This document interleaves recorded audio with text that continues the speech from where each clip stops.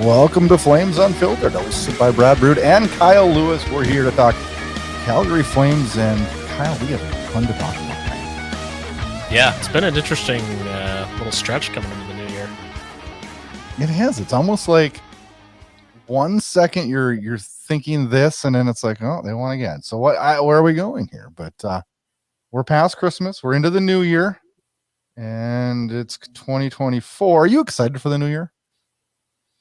Yeah, I mean, I never make a lot of or don't put a lot of stock in the calendar changing over, but it's kind of, I mean, in terms of hockey, yeah, I mean, the All-Star breaks around the corner, which I don't care if the All-Star weekend, but that fact that break's coming kind of tells you where we're at in the season. And this is where you kind of really get a sense, obviously, of who's going to be in the playoff picture and who isn't. Now we're about the midway point, aren't we? We're getting there. I think we're like 3-4 games off the midway mark for the Flames, and yeah, we're exactly 500 right now. I know. It's weird. 16-3, I believe. Are you optimistic for 2024 for the Flames, or for yourself, or for life? Yeah, pretty much across the board. I mean, in terms of Flames, it's going to be all about asset management, right? As we get closer to the trade deadline and see what happens. How are you feeling about 2024? For the Flames, it's different. Because we spent so much time being a team that our expectations were playoff success, right? Yeah. I don't know if they were ever cup. Were they cup? Maybe the year we lost to Edmonton in the second round, I thought we were a contender that year. But outside of that, it was never really like, hey, we're going to win the Stanley Cup this year. It was more, hey, let's see if we can go on a playoff run, right? Yeah. And exactly. Now when I look at the team, I don't think that anymore. I think, where can we be 5 years from now? Well, the direction of the team's changed. We talked about this a lot already, and we'll continue to in terms of, giving youth an opportunity and seeing how that's panned out. So the direction of the team as a whole, or maybe the mantra of the team, has changed a lot. So I don't know. That's a really interesting question. I also don't look at it as doom and gloom, and I don't know that when I say 5 years, it needs to be 5 years. I mean, geez, aren't the Vancouver Canucks an example of that? And like out of nowhere now, I mean, we expected them to be mediocre this year, and they're world beaters right now. And I don't know, a couple years of maturity and a couple of right moves and some right, prospects and acquisitions, this team can be there too. Well, so it's not just, I mean, one thing is the team itself and their performance, but it's also other teams that fall off quicker than you imagine. Like, who would have thought that Alexander Ovechkin would only have 5 or 6 goals so far this season, right? Oh, I have an inside bet with a buddy of mine, and I said he's going to fall off the face of the earth. And so I'm looking smart right now, but I still, I mean, I may not next year. So I got to refrain from getting too excited about that. But and I'm not excited that he's failing. I look at his body and his style, and it's like, that's probably not going to age well. No. And obviously right now it isn't. He's always going to be a power play specialist. And I mean, the Capitals as a whole have fallen off considerably. They're much like the Penguins, that they've hung onto their core for so long that this was kind of inevitable. But again, speaks to the point of teams will rise quicker than you think, like the Canucks, and teams like maybe the Capitals will fall quicker than you think. Yeah, I don't know. So I have a question for you, and I want to kick this off with kind of a heavy one, and I'll be fully transparent here. So underneath my Blasty hoodie, I am wearing a Jonathan Huberdeau t-shirt. And the calendar to my right, my new Flames calendar, January 2024, has Jonathan Huberdeau on it. Huberdeau makes paper calendar. You still use a paper calendar, Kyle? Well, my mom's been buying them for me for Christmas for years, so I always have one hanging in my office at home. It's funny because I'm such an old school guy. Like you know what? I got one of those big desk calendars at work. Yeah. So I'm 36, and my boss is 62.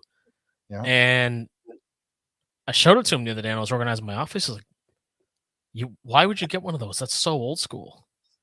I'm like, I don't know. I just like them. It's all laid out. I can everything's on my phone too. I just like having it. Up until like 10 years ago, not even 10, probably 8. I carried a freaking daily planner, like literally everywhere I freaking went. Like I was old school. Like, and now I finally graduated where I put it on the phone, and now it's easier. It's funny when people call. Nobody told me it'd be easier, but It is. Yeah, but people will call me and like, customers like, oh, do you have a pen and paper? I'm like, no, just text it to me. Yeah, What year do you think this is? Right. exactly. So my question. Okay, go. So Huberto makes a brilliant pass to Gilbert for his first season a couple of games ago. Yeah, that was good.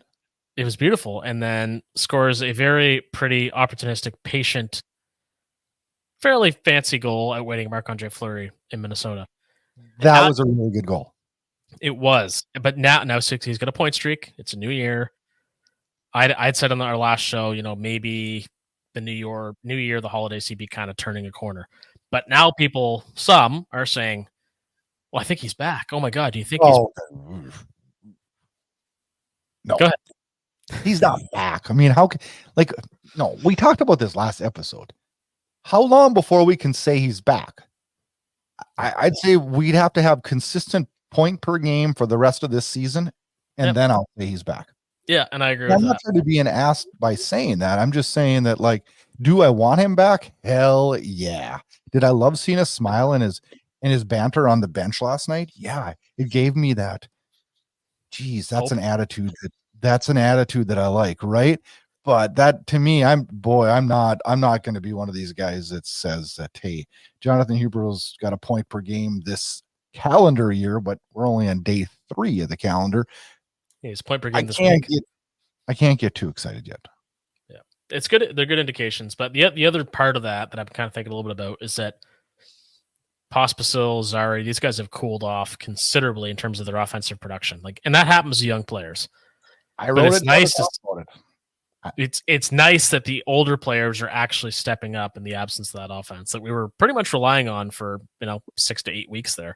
So look at last night, for example. A game that I thought was not a bad game for the Flames, a 3-win over Minnesota in Minnesota. And against a very, very beaten up Minnesota team, to be fair. They're missing 4 big name regulars. And one of them is Kaprizov. That tells you a lot right there. Oh, absolutely. And the number 1 goaltender. True. Who's been really good this year. Yep. But the Flames were decent last night. But what I thought by this, that when thinking about Zari and Pospisil, and I wanted to talk to you about that in this show, so I'm glad you brought it up. We get goals from Mangiapane, Huberdeau last night. Coleman, we were growing to expect that now because he's been on fire this year. Yep. But Mangiapane's struggled miserably. Huberdeau's struggled more than miserably. But we get them to carry the weight last night, and we get 2 points out of a tough road game in Minnesota. And that wouldn't have happened 2 weeks ago. No, definitely not.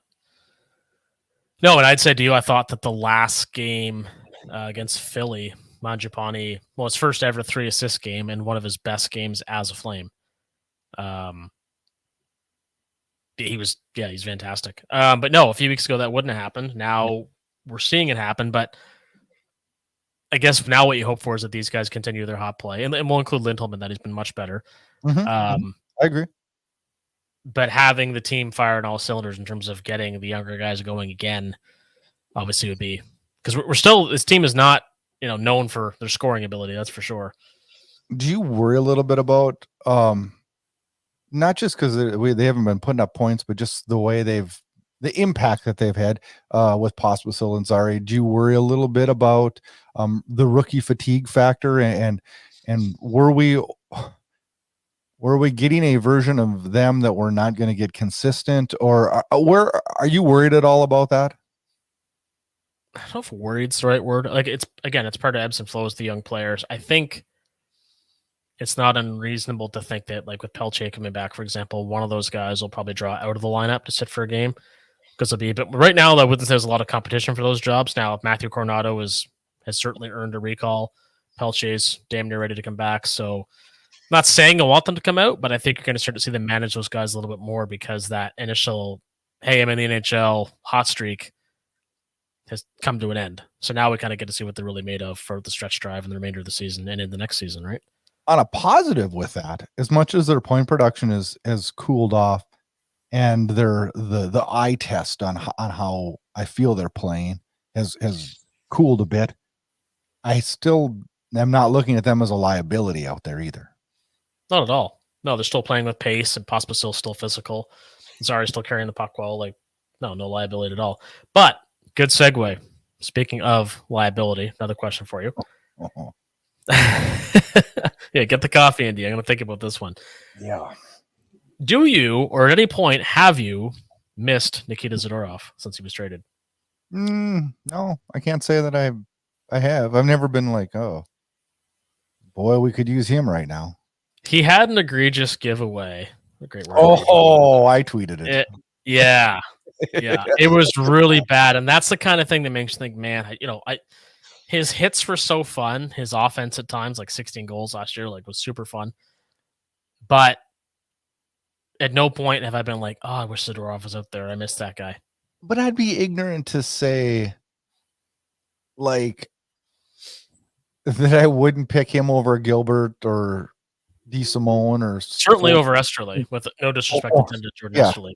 But I would pick him over all of those guys, but I should too, because he's a veteran in the National Hockey League. But yeah, but you know what? You can flip that scenario to, if we didn't have Elias Lindholm right now,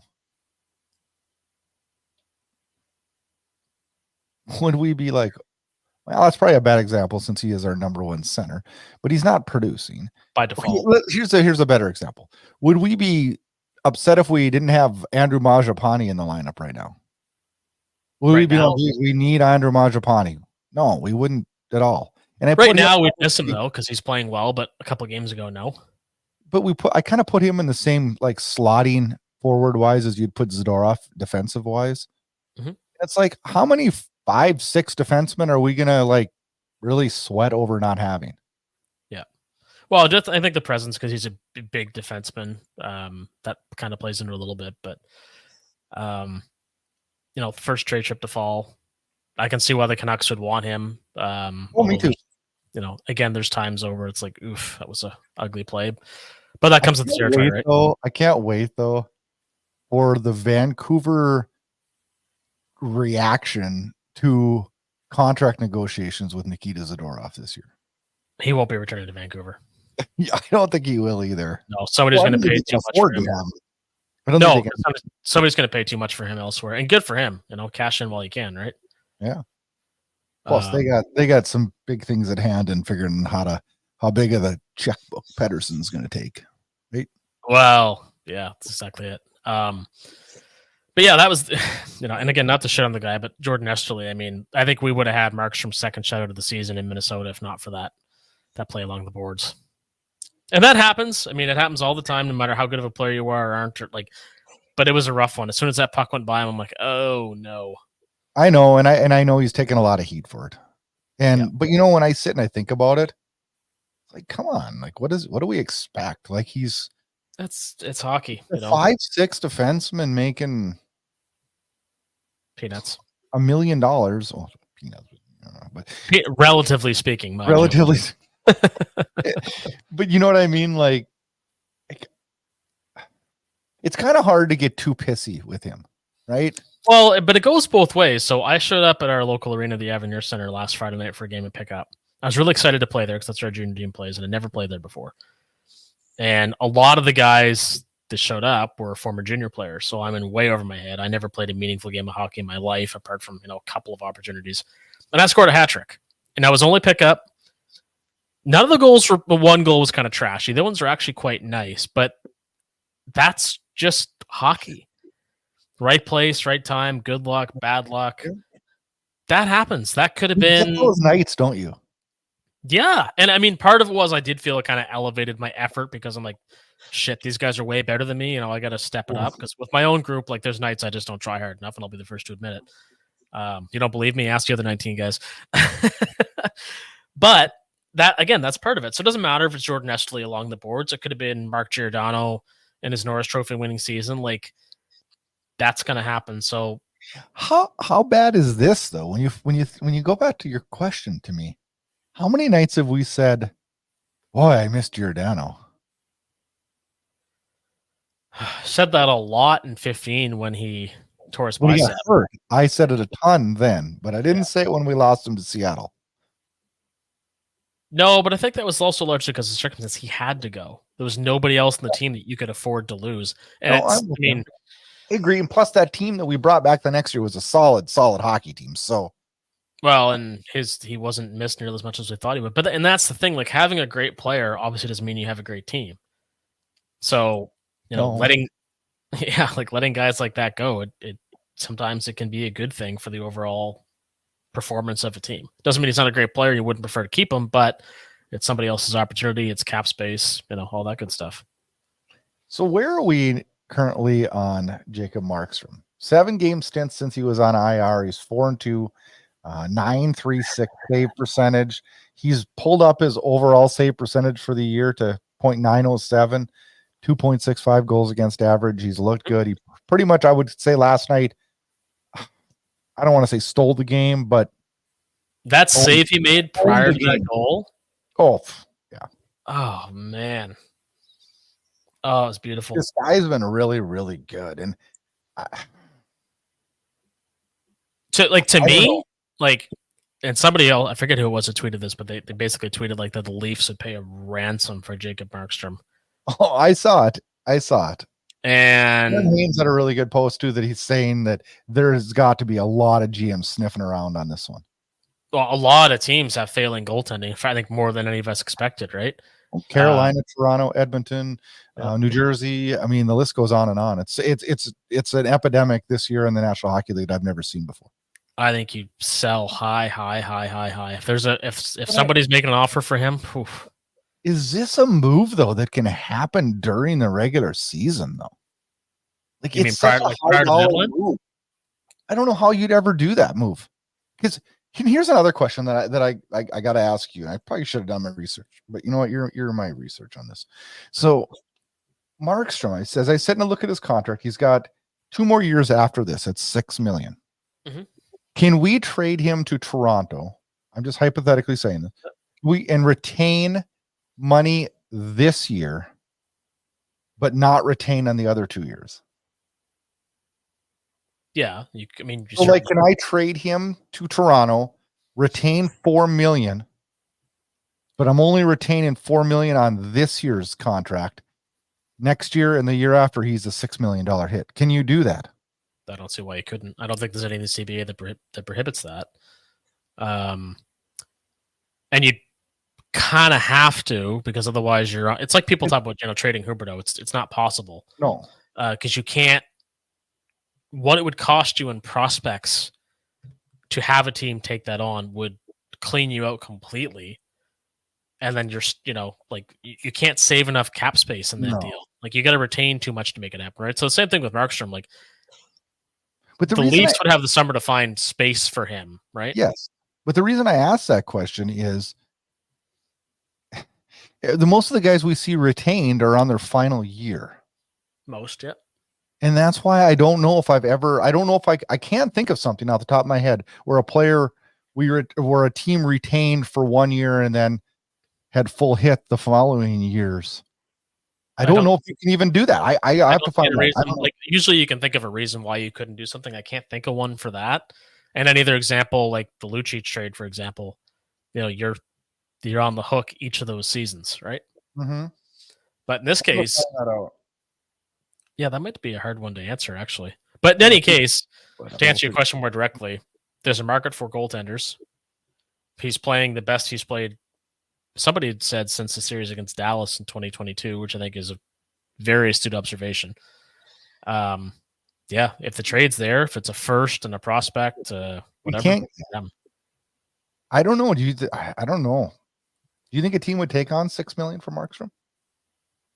Depending on the team, and the other side of this, where I'd have to do more research, is what's the contract situation for each of those teams in terms of the goaltenders they already have. I could see New Jersey being a more likely source for the trade than Toronto. Well, Carolina's been doing the tandem thing too, so they don't have money tied up in their goaltenders long term. It's the rest of their roster becomes a bit more complicated, right? Yes. And he's not in an age where you have to worry about a dramatic fall off the last couple of years of that deal either. New Jersey's got 2 goalies under contract. One for 1 more year on Vanacek at 3.4. So they would have goalie money per se available. Yep. This year and in the following years. Makes me think of the song "Girl Money" by Kix. There's an 80s Remember or 91. Oh. Yeah. That was 91. Yeah. Kix Hotwire album. Yeah, they just retired a couple years ago. They were kind of underrated. They were. Yeah. They seem to always play around where I live. Well, yeah, they're from Maryland, I believe. Are they? Yeah. Which is strange for a band with that sound to be from, the northern states. And actually, the band that plays our intro and our outro, Booz and Tuna, they've opened for them numerous times and are pretty close friends with the band Kix. Oh, that's cool. Wow. Yeah. I love these little sidebars we get into. Yeah. If we can't educate you on hockey, we will educate you on sleazy 80s and 90s heavy metal. 80s and we got that nailed down. Nailed down. Did you watch the World Juniors at all? I don't want to talk about it. Yeah, I watched the first Canada game with my buddy that scouts for the Blue Jackets. So that was a lot of fun. And I mean, for him, it's work. So it's kind of a different context here. Like, obviously, he's paying good attention to the game. And I watched at least some of the other games and most of the Canada games. I didn't realize, because I went back to work this week. I didn't know that Canada played in the morning the other day when they lost to Czechia. And I was at work. I had the TV on in my office, and I was working. I was watching a Boston Pizza with a colleague of mine, and we saw the highlights, and I saw with 11 seconds left, like that, the winning goal. I'm just like, oh my Lord, that's the worst finish by Canada in like 20 years or 23 years or something. It's bad. So the Americans are much better off this year, and I knew Canada didn't have the strongest team. That was evident going in, but I never expected that. Yeah, well, expectations are always really high for. 100%. Well, both teams, right? The States have a great hockey program too. So, let's talk about Sam Honzek, though. I watched him play a little bit for Slovakia, and boy, I was impressed to say the least. His trajectory is exactly what we hoped it would be, because I think your draft plus 1 year is when you want to show you're a bit above your competition as a junior player. And he was three goals and 1 assist. He had 3 goals, 2 of them game winning, 1 assist, 4 points, and he led his team with +3. And his team was very good. Was shockingly upset by Finland, I believe. Correct? In overtime, yes. In the quarters. So yeah, they fell, but they had some really good outings, and he led the team, and he was excellent. He looked good. He looked solid. I mean, just like, I don't know. I got excited watching him because I'm like, is this our guy that's finally gonna be the guy that we've thought we've drafted so many times and haven't? He's gonna, based on the roster construction of the Flames and his performance, I think he's going to get a very long look in training camp next fall, because the opportunity will be there. I don't necessarily think he's going to make the team, but we don't have a spot. It's there. It'll be there for the taking. But yeah, I wouldn't say he blew the doors off the World Juniors, but he's exactly what you hoped he would be in that tournament. But I don't know that can you blow the doors off on being on a team from Slovakia? I hate to say it, but Tim Stützle did it with the Germans. He did. Yeah, and that's a very good comparison, I think, in terms of, if he's as good as Tim Stützle, we're in great shape, because I love Tim Stützle. I think he's one of the best players in the league, to be honest with you. Oh, he is. But I mean, same kind of thing in that a standout star player on a relatively weak team. Slovakia is typically better than Germany in these tournaments, but Stützle was like, okay, wow, this guy is something else. Honzek wasn't quite at that level, but it's like, in terms of his development, it's like, that's exactly the kind of tournament you want to see from him. Yeah, I felt anyway. One of my frustrations this year, and I'm skipping off the World Juniors now because there's not a whole lot more to talk about there, but I don't want to talk about it anyway. I hate it when they're in like other countries when we got to watch it in the morning. I don't like it. Yeah, it's always nice when it's we had it here in Moncton last year between Moncton and Halifax. That was obviously great for us, but when it's in Buffalo and anywhere where you can watch it at a typical hockey time is obviously preferable. Hey, I had the very best World Juniors in my home. Are you talking about 2003? No, 3. No, 2005. That's right. Yeah, 2003 was Halifax. Yeah, and it was Crosby, Ovechkin, Phaneuf, Bergeron. and the NHL was in the lockout. Yeah. Oh, it was great. It was great. I lived at the hockey arena for 13 days. I did not work. I went to every single game. Every single game. Yeah. That's so cool. Okay. I got something that's bugging me, and I want to see if you can help me either have it not bug me anymore or give me a little bit of direction. Oof. I thought by now that we would kind of know where this team's going this year. I thought we'd have a for sale sign out front right now and we'd be muttering. And we were 2 weeks ago, and now we've rattled off 7 points in 7 of the last 9. And I'm like, I'm happy about that. Don't get me wrong. And I still think we're going to move the obvious, the Lindholm, the Hannafin, and the Tanev. But I think there's a couple more guys that we would field questions from other GMs and offers on. Do you feel the same way? And if so, who do you think we'd be fielding offers on? Absolutely. So one we already talked about not long ago was AJ Greer. Yeah, we talked about that last week, right? He had another fantastic game against Minnesota, all over the ice, creating chances every shift. Very, very desirable guy going into the playoffs for any team that's playoff bound. And also a guy that I think the Bruins kind of underrated, thinking he was a dime a dozen and they had somebody else in the wings that could replace him, which, although true, I think Greer's shown better than any of us expected. So he's definitely a guy that is going to, he's also a pending UFA. Yep. So not a sexy name, but a very, very desirable name. He could, I mean, in a hot market, he could catch a 3rd round pick, I think. Yeah. For a team that identifies him as somebody that needs you this question though. Yeah. Is he more valuable to us in the next 2 years than a 3rd round pick? I don't know, because I don't think the team's going to be good enough for it to matter. Because within that time frame, by the team, there'll be somebody else come along that can do the job, hopefully as well. Just somebody that can cash out those situations. Yeah, I have no issue keeping him around, but I think he's going to be an attractive trade piece. The other one, of course, is Mangiapane, who's been heating up, which is great. I would trade Mangiapane, wouldn't you? Yep. And then the one who's doing himself no favors in terms of trade value, not doing us any favors, of course, is Dylan Dube. He wouldn't get us. He'd clear waivers right now. Probably. And Dylan Dube makes 2 points at 2.3, I believe, right? 2.3 is a restricted free agent. What happens with Dylan Dube? He gets a low ball offer, I think. What do you offer him? Where does he even fit in this roster? Utility player. I mean, he can play up and down the lineup a bit, but not particularly versatile. I will say that. I'll give him that. How many points does he have this year? Do we know? You got it right there. I mean, apart from not enough. Yeah. Apart from the statistic that I do have in front of me, that he has 0 goals since November 16th. Wow. November 16th. Think about that.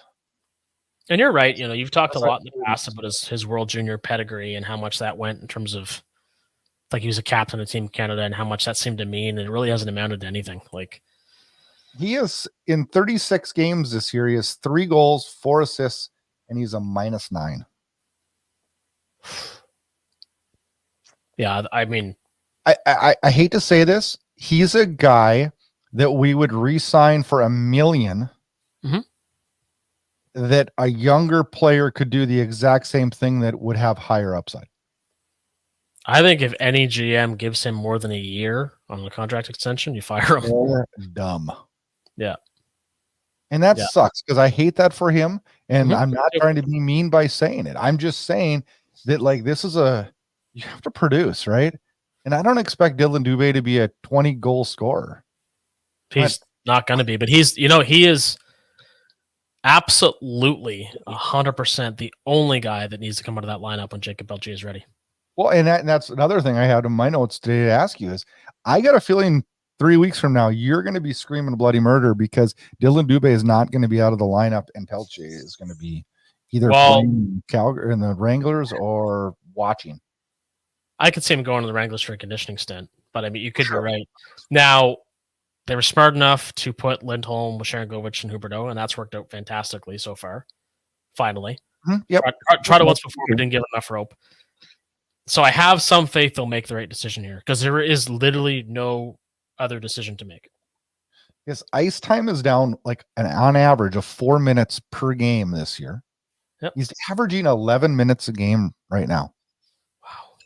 And in 21-22, he had 18 goals, 32 points, was a plus player.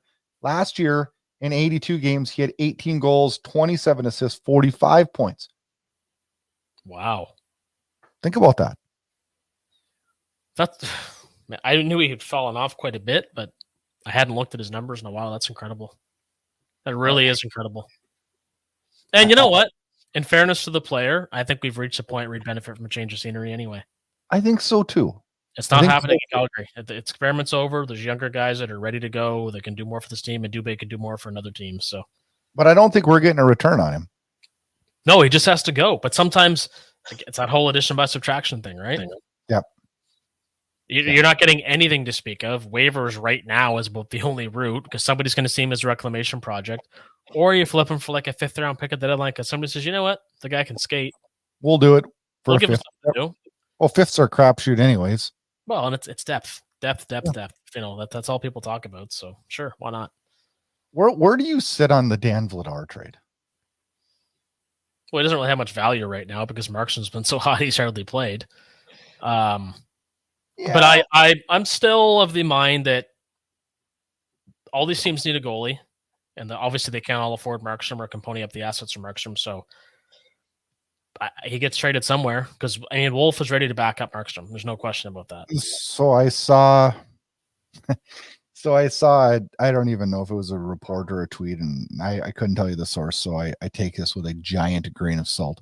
But I heard that Treliving had offered a 6th round pick, I believe it was, to multiple teams for like Vladar, or there was a list of them. And I mean, obviously take them with a grain of salt unless Elliot or somebody like that reports it. But I could see that where Treliving would be sniffing around right now instead of calling up this rookie that they have up now.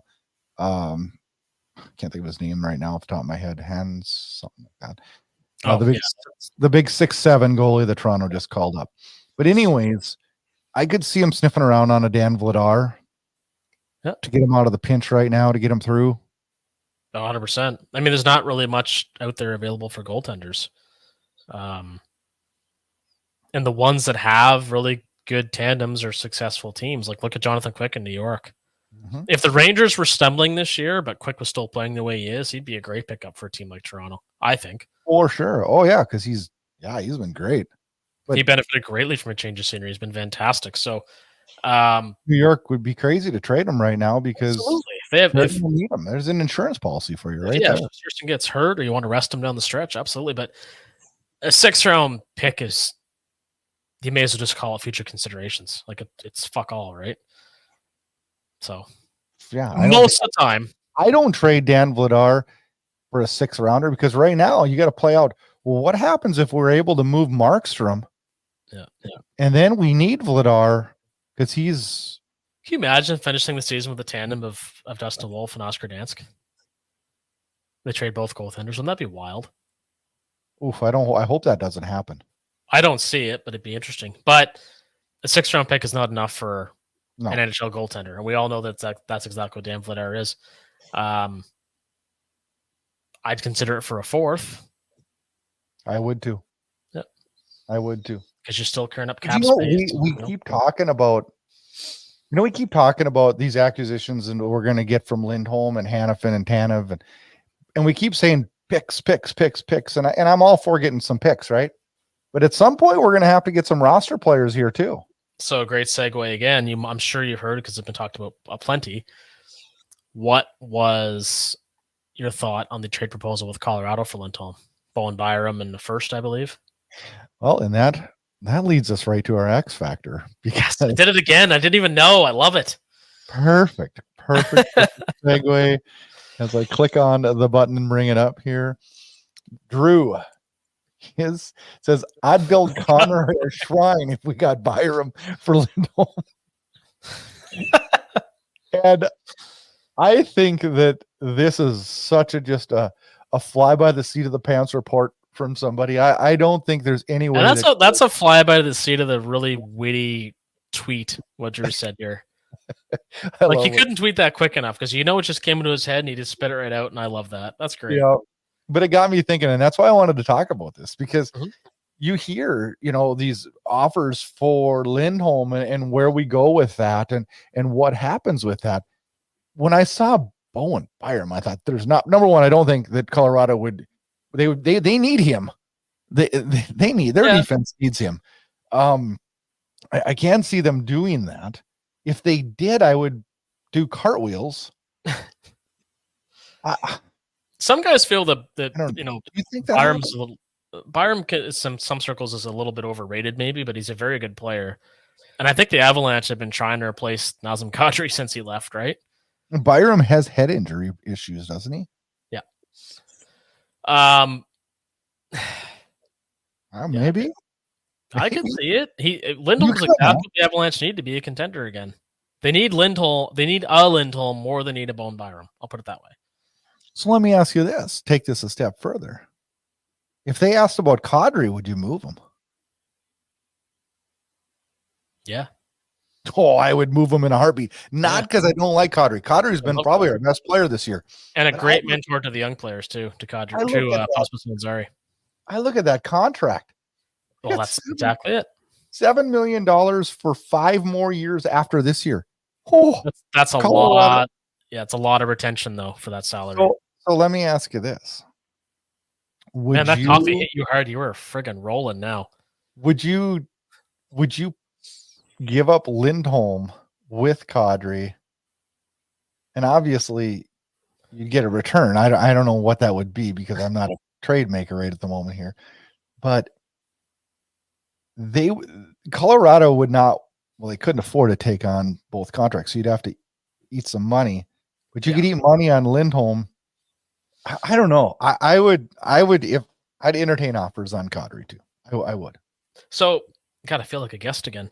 So let's continue to this rabbit hole. So first of all, this is a rhetorical question, but I need to ask it. How grateful are you that those Lindholm contract extension talks never materialized anything?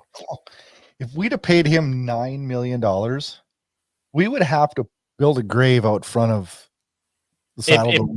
And no disrespect to Huberdeau, because there's still some hope that he's been much better. But imagine having 2 contracts like that on your team. Okay, and I'm not knocking Lindholm because I've been a Lindholm fan for years, and I love him, but he's not a $9 million player. So no, and he was propped up. He was propped up big time by Gaudreau and Tkachuk. Was a great center for them, but again, there's a reason he was like 30 points behind them in scoring. But don't you think that Huberdeau has a higher upside? I mean, you can't get worse right now, I guess. Upside's not hard when you're not putting up points for a whole month. But I mean, I feel like there's a better chance we get the old Huberdeau back than we do. Nobody's ever getting 80-point Elias Lindholm ever again. No, it's gone. It's done. It's over. And it was great, but it's over. But can you imagine Lindholm and Huberdeau? It would be like a worse version if we had those 2 contracts of Suter and Parise in Minnesota. Oh, you're handcuffed for years. Okay, you could parlay that into a $9 million deal that reported for Hannafin. That's so crazy. Actually, I got to tell you a funny story. So, I work with a girl, and we dated very briefly years ago. We were friends for years. We're still very close friends. In fact, I got her a job with the company. So, she a Flames fan? No, she's more into football. But anyway, won't hold that against her. But she's wonderful. Like, what? CFL football? No, the Cowboys. Oh God. Okay. Sorry. Anyway, we're very good friends. Always, one of the closest people to me, I would say. And some colleagues that know that we had dated will ask me and say, "Well, why didn't you guys work?" Because on paper we make so much sense. And my answer is always the same. Do you remember when Paul Courier and Teemu Selanne signed in Colorado? They looked like world beaters. On paper, it was like the NHL All-Star team, but it didn't work at all. It was a total flop. That was her and I. Well, how about now, because of this, she's going to listen to the podcast. How about her defense last year? We looked wonderful on paper. not so much. No, exactly. So, okay, now another question for you because I don't want to forget this. Do you experience? I feel like a psychologist. Do you feel experience some anxiety or trepidation around the whole situation the Flames are in? So we're 500. We're not that far to the playoffs. We need like a 0.63 points percentage to make the playoffs to finish around 93 points. Okay. Mhm. I get like, oh, I really want to make the playoffs, but oh, I really want to see return for all these players and build for the future. But it's kind of like you don't want. I don't know what the hell I want. Like that's what I just said. I want direction. I want to know if we can put a for sale sign up. Yeah. And I think that's what's making it so hard, right? Because if you trade Elias Lindholm to Colorado right now, you're effectively saying, "See you later, playoffs. No, thank you. Maybe in 2025. Bye." But if you came up to me right now and said, "Are you pro tank?" I would say, "No, I'm not pro tank."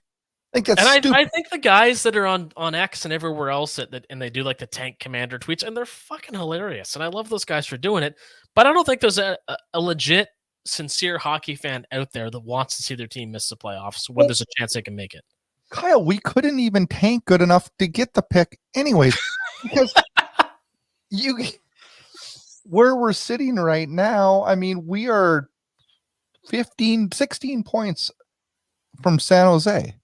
Like, how much tanking do we have to do? Like, do we got to play shorthanded the whole rest of the season? Well, no, because we're really good shorthanded. On the power play the rest of the season, now that we can do. But and we will catch San Jose. Like, we couldn't even tank it down that low to get a top 5 pick. Are you saying we suck at sucking?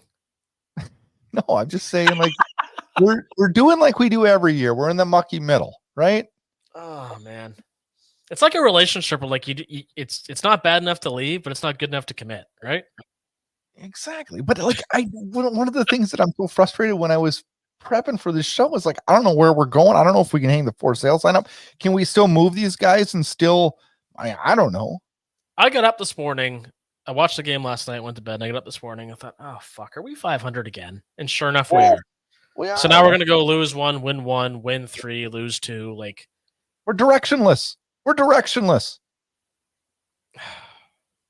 And I hate watching games going, I love winning because I'm the most competitive guy you'll ever meet. Mm-hmm.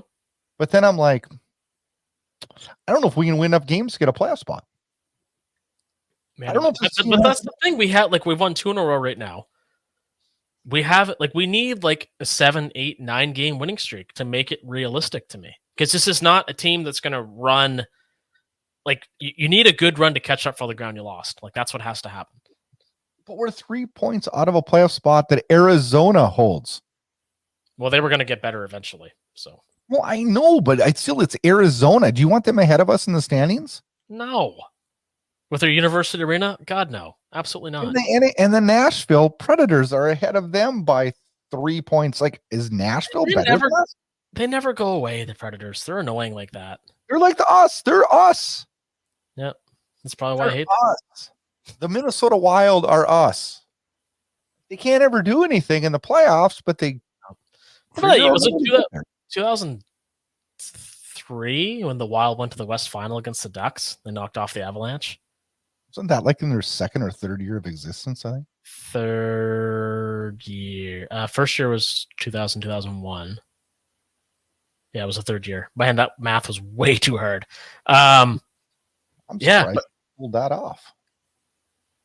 It was an interesting time. They had Marion Gaborik, Andrew Burnett. Anyway. Wes Walls. You know, his kid worked for me. Oh, yeah? Calvin Walls, yeah. Greatest kid ever, man. Really? Where's he now? Playing pro hockey in a Swiss league. Good for him. That's a good living. Good for him. Talk to him on Facebook now and then, but yeah. Play junior hockey here. Why don't we get Wes on the show? That'd be fun. Yeah. He played for the Flames. He did. Yeah. He's born in Calgary. Yes. Great skater, too, as I recall. He was. You know, he was one of those players that he effectively figured out a way to get points in key moments of games, really, when you think about it. Yeah. Also, what a great name. Wes Walls. It's an awesome name. Kelvin Walls, not so great. Although Kelvin's a wonderful kid. Well, how do you compete with Wes Walls? That's what I'm saying. Couldn't you? You could have had Warren Walls. I don't know. Where am I going here? You got to have another W. I can't think of another W name that's cool. Well, you won't find one better. That's for sure. Willie Walls. There you go. I don't know if this is the point where we need to keep going because we're getting funnier, or the time where we need to say, like, we're done. Oh, here's what we got to go. Here, we got to talk about this before we go. Two things we got to talk about since we're in this kind of mood now. Did you see Nick Ritchie fly off the handle in the, like, I don't even know where he's playing, the Liga League overseas? Did you see this? No, I saw an overpriced Nick Ritchie Flames game-worn jersey the other day that I would never buy, but what happened? So he loses his mind on a guy in the corner and just beats the living pulp out of him, gets an 8-game you need to go on to X and find it. Yeah, I gotta look it up. That's hilarious. Gosh, how about the Calgary Wranglers jerseys? Like, what are they doing? A lot of people really like those. You like the lassos for? I said a lot of people like them. I haven't made up my mind yet. I'm still working on it. They suck. First of all, the sideways horse is stupid. Ooh. I like the Wranglers down the front of these jerseys. These are white jerseys. Do you like this? Do you like the sideways horse less than you like the OG horse? Yes, I like the. I don't like either one of them. But if I had to pick one, I'd pick the Blasty. Wow. The sideways horses. Can't we come up with a better looking horse? Like, we can't come up with a better horse than this. Oh man. Like, I don't know. So I can't believe I like that. I like the W with the flame in it. I like it. Like, I like the fact that we now have a minor league team that actually has a bit of originality in the jersey designs. I hated when, like, they do the same thing in Stockton as they did in Calgary, just with a different logo and then a different shoulder patch. Like, you know, the St. John Flames years ago, they had some kind of cool jersey designs. Like the dragon was really neat. How about the worst were the Quad City Flames with the flaming C with the Q like taped over the top of it, or the Omaha Akbar whatever Knights. Remember that? Oh yeah, that was like 1 or 2 years. Yeah, it looked like an era brand of Pepsi or something that it just made no sense. You probably don't remember this. Do you remember the Salt Lake City Golden Eagles? I've seen it, yeah. That was the team, the minor league team for the Flames back in like 86, 87, 88. Yeah, back when we also had the Moncton Golden Flames. Yes. Yeah, Brett Hall, Mike Vernon, both those guys played here. So I watched Brett Hull play college hockey, and you watched Brett Hull play for the Moncton Golden Flamin' Eagles or whatever they were. Yeah, Moncton Golden Flames. I didn't watch them play. I was too young, but I've seen some of the footage. You were too young? God, that makes me feel old.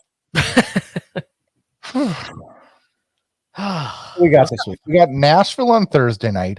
We're playing ourselves Thursday, according to you. We're playing ourselves. That should be a hell of a game. Maybe Hubert will score twice. Probably. Saturday we got Calgary and Philadelphia, stupid day game. Sunday we're backing up with another dumb day game in Chicago, and then back home to the Dome Tuesday with Ottawa coming down. I look forward to the Ottawa games. Why? I always went to the ones in Ottawa, but it's weird, like an afternoon game, like on a Saturday, because the games are so late here, like when they're in Calgary on the West Coast. When it's an afternoon game on a Saturday after the game's over, I'm like, okay, well, my day's over. And it's like 6 o'clock. It's like, well, what do I do? I know. I don't know. There's something to me. Sundays I can probably live with, but there's something to me on a Saturday. It's like, you got to get fired up for the game, but it's got to be Saturday night. We're going to go have a few beers and watch the game. I don't know. Imagine in Calgary, it's like an 11 o'clock start. Yeah. Brunch and watch a Flames game. That's kind of neat, actually. Anyway. I digress. Anything else you got? I think I'm out of hilarious relationship analogies for this week. Think some more for next week. Oh, like that would be all the time. All the time. No, I think, I don't know. Like it's this weird middle ground that we're stuck in with this 500, not terrible, not good hockey team. Like, I don't know. You know what's going to happen now? We're going to go on a run here, and we're going to beat Philly, Chicago, and Ottawa, and we're going to beat ourselves on Thursday night. We're going to rattle off 8 straight points, and we're going to be back in a playoff race. Yeah. Then what? Then what? Conroy's got his work cut out. This is going to go right down to where he's going to be forced to make extremely hard decisions, and he's going to get crucified no matter what he chooses. Well, he got crucified with poetry and he nailed that one, so that's what it was. Jaron Gold.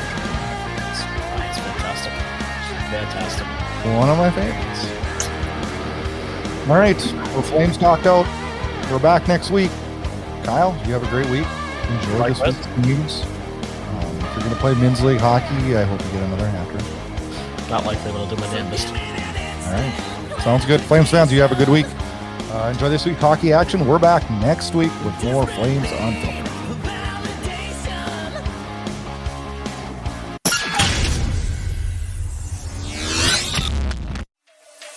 Thanks for listening to Flames Unfiltered with Brad Burud and Kyle Lewis, your source for unfiltered Calgary Flames hockey talk. Keep it locked on flamesunfiltered.ca. Subscribe where you get all your podcasts to never miss an episode. Flames hockey talk every week, presented by Inside Edge Hockey Media Group.